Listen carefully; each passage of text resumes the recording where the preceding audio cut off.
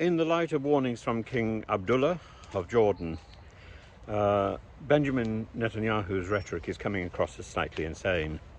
And it was only a week ago that he and his cabinet were making statements that if there were a hostage deal before the start of Ramadan, then the promised attack on Rafah would be called off. And now there's talk about a hostage deal, and Benjamin Netanyahu goes back on the airways to say, well, this will just delay the assault on Rafah. It won't stop the assault. This is madness.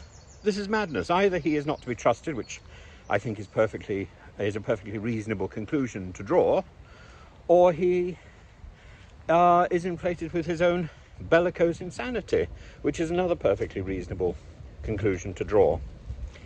I think that there has to come a point where Netanyahu steps down from his role as Prime Minister and takes a back seat, because the sensible people need now to take control and to engineer a lasting peace. I think a lasting peace is possible.